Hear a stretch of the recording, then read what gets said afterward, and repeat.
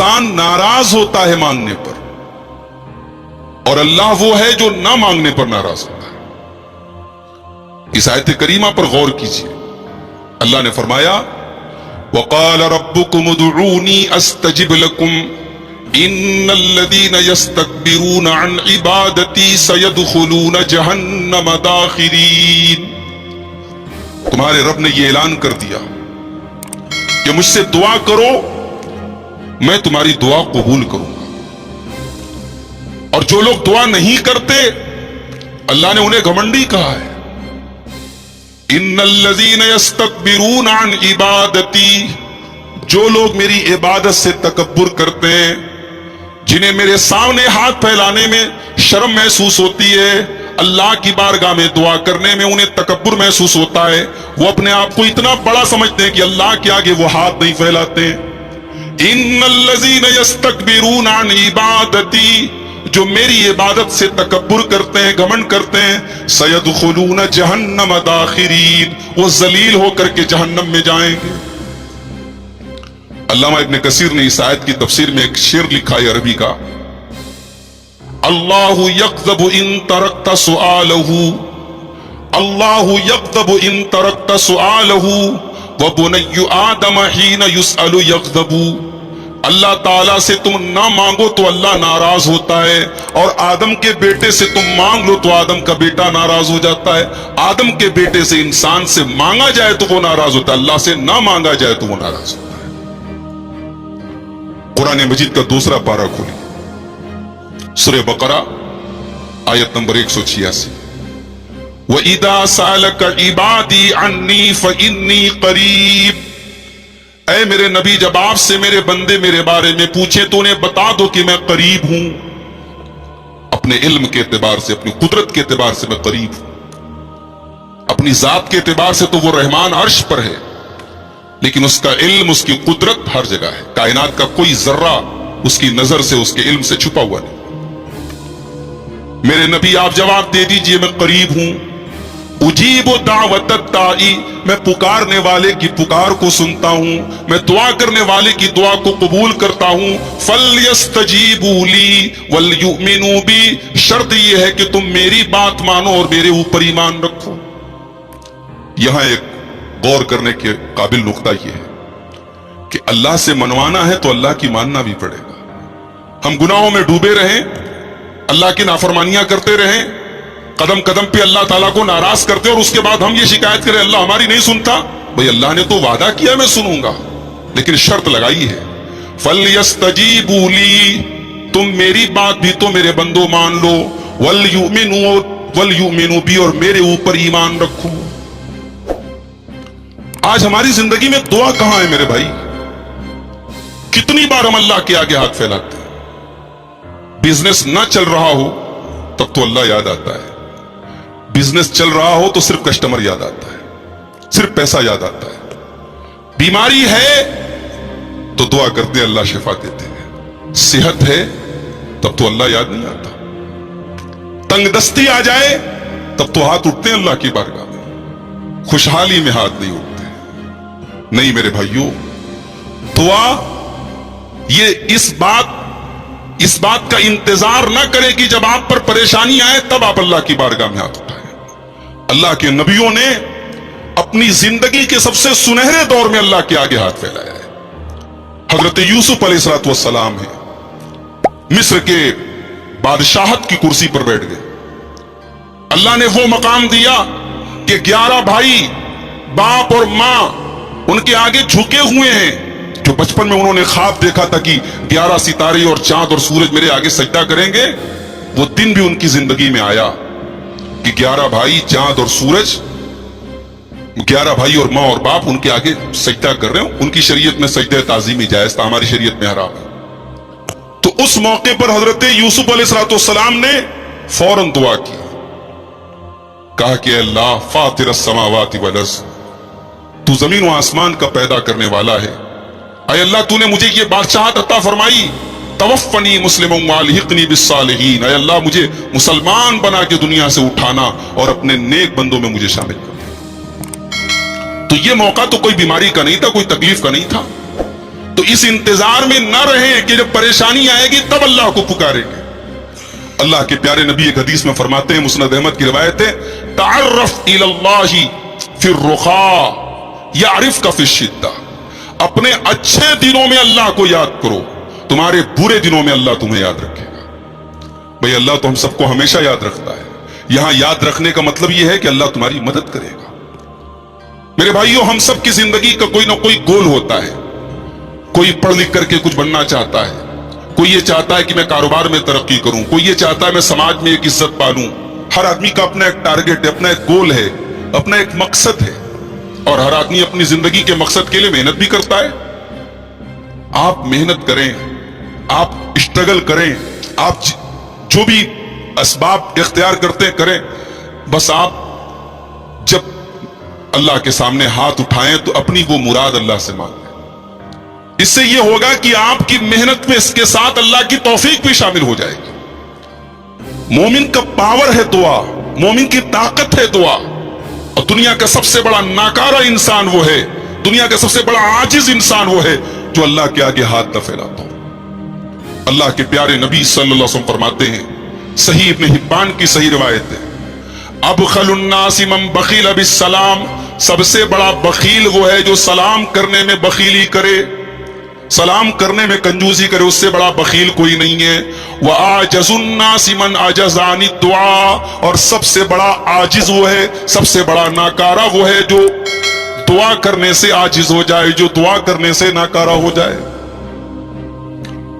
دعا کبھی بیکار نہیں جاتی میرے بھائی. اللہ کے پیارے نبی صلی اللہ علیہ وسلم فرماتے ہیں, مسند احمد کی روایت, مَا مِن مُسْلِمٍ يَدْعُو بِدَعْوَةٍ, جب بھی کوئی مسلمان دعا کرتا ہے, لَيْسَ فِيهَا قَطِيعَةُ رَحِمٍ, اور اس دعا کے اندر کوئی گناہ کی بات نہیں مانگتا, کوئی رشتے کو کاٹنے کی دعا نہیں کرتا. کبھی کبھی ایسی بھی آدمی دعا کر دیتا ہے, اے اللہ میرے بھائی کا بیڑا غرق کر دے, میرے فلاں رشتہ دار کا نقصان کر دے. اس طریقے کی دعا کرنا حرام ہے. کسی گناہ کی دعا نہیں کر سکتے آپ, کسی رشتے کو کاٹنے کی دعا نہیں کر سکتے آپ. اللہ کے نبی فرماتے ہیں, اگر کوئی مسلمان گناہ کی بات نہ مانگے اللہ سے, رشتے کو کاٹنے کی بات نہ مانگے, الا یعطا بہا احدی ثلاث, اس کو 3 چیزوں میں سے کوئی ایک چیز ضرور ملتی ہے. اما ان تعجل له دعوته, یا تو اس کی دعا اللہ تعالیٰ سن لیتا ہے اور اس کی مراد پوری ہو جاتی ہے, جو مانگتا ہے وہ دے دیا جاتا ہے. وَإِمَّا أَن يَدَّخِرَهَا لَهُ فِي الْآخِرَةِ, یا پھر یہ ہوتا ہے کہ اللہ تعالیٰ اس کی دعا کو آخرت کے لیے ذخیرہ بنا دیتا ہے, اس دعا کی وجہ سے اس کی نیکیوں میں اضافہ ہو جاتا ہے, اس کے نیک اعمال میں اللہ تعالیٰ اضافہ کر دیتا ہے.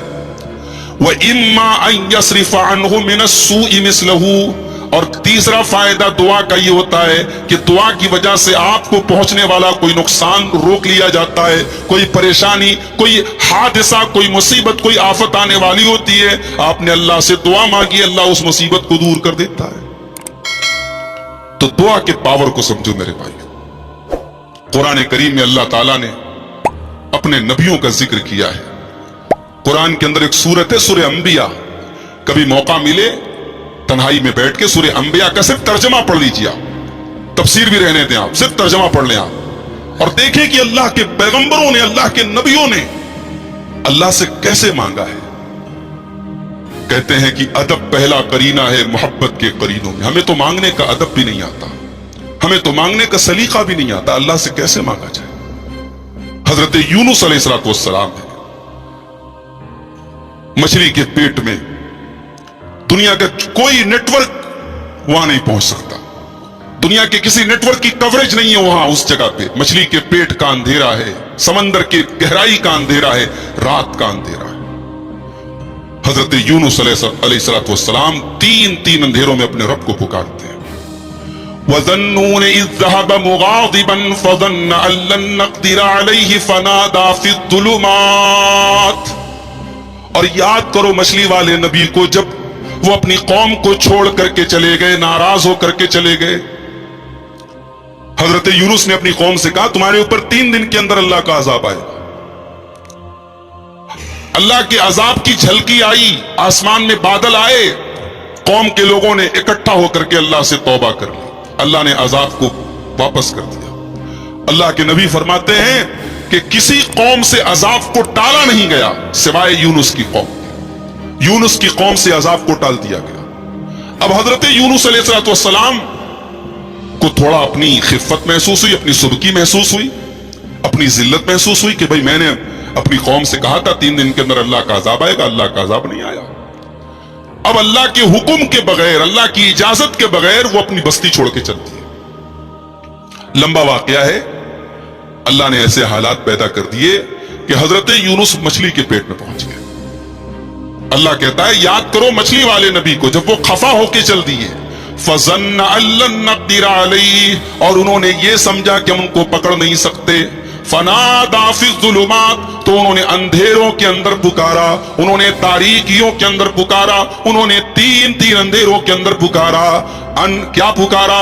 لا الہ الا انت سبحانک انی کنت من الظالمین۔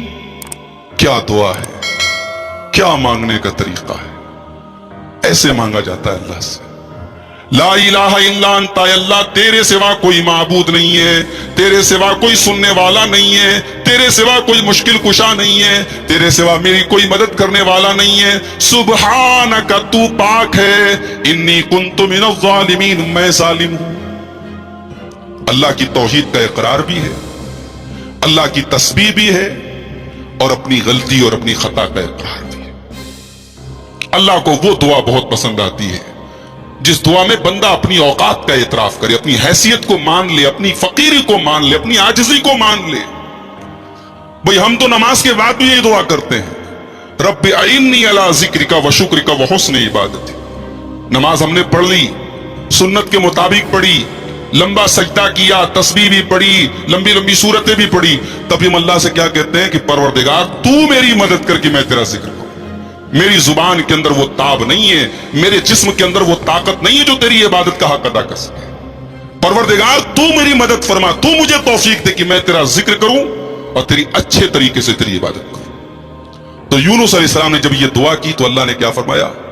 فَاسْتَجَبْنَا لَهُ وَنَجَّيْنَاهُ مِنَ الْغَمِّ وَكَذَلِكَ نُنْجِي الْمُؤْمِنِينَ۔ ہم نے یونس کی دعا کو سن لیا اور ہم نے ان کو غم سے نجات دے دی، اور ہم اسی طریقے سے مومنوں کو نجات دیتے ہیں۔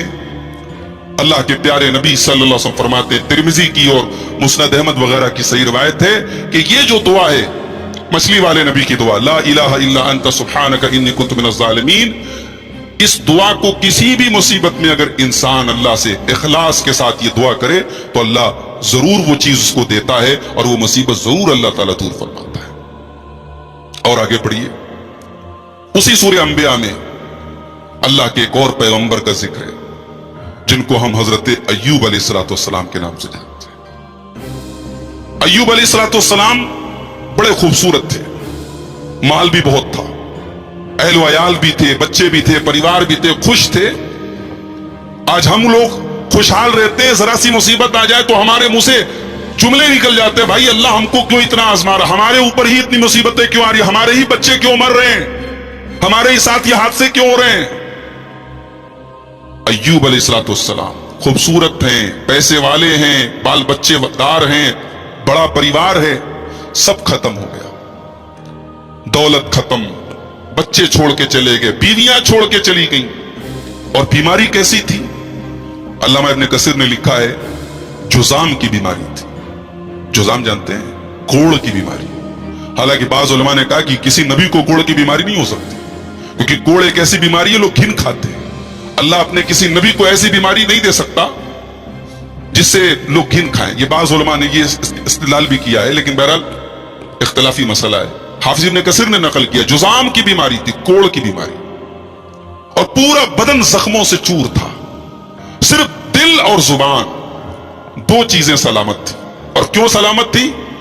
علامہ ابن کثیر کہتے ہیں یذکر بہم اللہ عز وجل، کیونکہ دل اور زبان کنٹینیو اللہ کے ذکر میں لگے ہوئے تھے۔ اللہ، جو چیز اللہ کے ذکر میں لگی رہے وہ چیز خراب نہیں ہو سکتی۔ اسی لیے جس گھر میں اللہ کا ذکر ہو رہا ہو، اللہ کے نبی کہتے ہیں وہ گھر زندہ ہے۔ جس گھر میں اللہ کا ذکر نہ ہو رہا ہو، جس گھر میں نماز نہ پڑھی جا رہی ہو، جس گھر میں قرآن نہ پڑھا جا رہا ہو، جس گھر میں اللہ کا نام نہ لیا جا رہا ہو، وہ گھر مردہ ہے۔ اس گھر کے ڈیکوریشن پہ نہ جاؤ، اس گھر کے پینٹ پہ نہ جاؤ، اس گھر کے وال پیپرز پہ نہ جاؤ، اس گھر کی سجاوٹوں پہ نہ جاؤ. اگر گھر میں اللہ کا نام نہیں لیا جا رہا وہ گھر مردہ ہے. ایوب کا پورا بدن زخموں سے چور ہے، صرف دل اور زبان سلامت ہے. اب دعا کرتے ہیں. وَأَيُّوبَ إِذْ نَادَى رَبَّهُ أَنِّي مَسَّنِيَ الضُّرُّ وَأَنْتَ أَرْحَمُ الرَّاحِمِينَ. اور یاد کرو میرے بندے ایوب کو جب انہوں نے اپنے رب کو پکارا اور کہا کہ اے میرے پروردگار مجھے یہ بیماری پہنچی ہے، مجھے یہ تکلیف پہنچی ہے. وَأَنْتَ أَرْحَمُ الرَّاحِمِينَ، اور تو سب سے بڑا رحم کرنے والا ہے، تو رحم کرتا ہے میرے رب، تو میرے اوپر بھی رحم فرما، تو مجھے اس تکلیف سے نجات عطا فرما. اللہ نے دعا قبول کی. فَاسْتَجَبْنَا لَهُ فَكَشَفْنَا مَا بِهِ مِنْ ضُرٍّ وَآتَيْنَاهُ أَهْلَهُ وَمِثْلَهُمْ مَعَهُمْ رَحْمَةً مِّنْ عِنْدِنَا وَذِكْرَىٰ لِلْعَابِدِينَ. ہم نے ایوب کی دعا کو سن لیا، ہم نے ایوب کی بیماری کو